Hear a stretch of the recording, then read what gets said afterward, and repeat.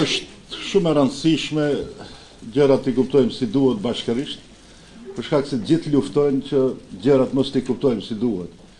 Nuk ka ndjenjë më të mirë në jetë se kur zgjohesh në mëngjes me kujtime shumë të ëmbla të ditës së djeshme. Pa jo mund të jetë vetëm një sekond kur të kujtohet se dita e sotme dhe nesërmja janë të paqarta dhe mund të jenë shumë të këqija. Për ne shqiptarët, për gratë shqiptare, sidomos edhe për burrat, është shumë e rëndësishme të kuptojmë se jeta është e përditshme.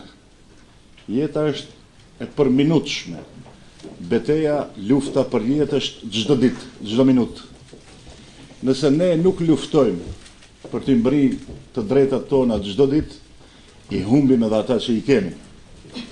Shembull më të fuqishëm historik të kësaj betejë shpeshherë të munguar të njerëzit në trunin e tyre se haq se bëhet mirë, janë muslimanët dhe gratë e muslimanëve.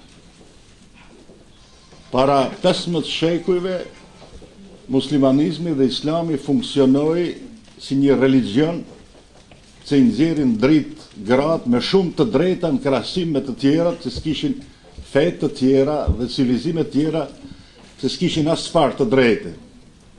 Po ja që e sotme është krejtësisht ndryshe. Gratë e shoqërisë perëndimore janë shumë larg me të drejta në krahasim me gratë e shoqërisë muslimane dhe islame. Do mos flas për sekte të ndryshme ekstreme që s'kan asgjë të përbashkët me muslimanizmin dhe islamin.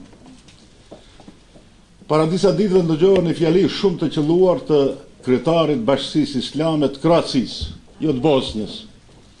Ai u dha porosi perëndimorëve dhe të tjerëve që nuk duhet frigoheni për muslimanëve besimtar, po duhet frigoheni edhe ju për muslimanëve jo besimtar. Edhe ne, në këtë situatë që jemi, me këto keqkuptimet jashtëzakonshme që na i bëjnë disa shqiptarë që s'janë besimtarë, duhet të çojmë porosi gjithëve se ata nuk duhet të frigohen për PDSH-s, që është Partia Demokratike Shqiptare, po duhet të frigohen për këtyre tjerëve, të cilët thuajnë se janë shqiptar, po as pak nuk janë shqiptar. Dhe kjo porosi duhet mbërrit deri te gjithë se është e paligjshme në shekullin 21 na detyrojnë të mendojmë dhe të veprojmë, hajtë votojmë një kandidat Maqedon. Çka do të thotë kjo? Kompromitimi tërësishëm i krejt kërkesave dhe ankesave tona. Ja prej këtu del edhe arsyeja kryesore pse ne profesori Lazën e kandiduam për president, është i vetmi kandidat shqiptar. Vetëm për mos të tërpnu shqiptarët e Maqedonisë.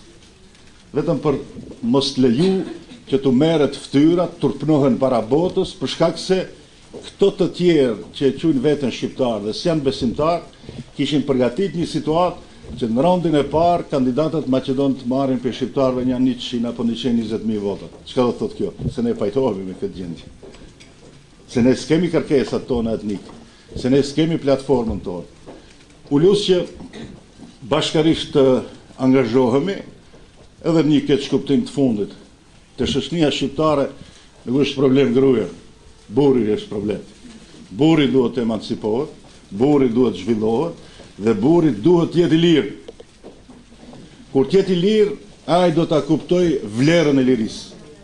Dhe atëherë ai do të bëhet luftari i vërtetë që edhe gruaja ta ketë atë liri. Qofshi me shëndet dhe inshallah do të bëhet më mirë. Faleminderit.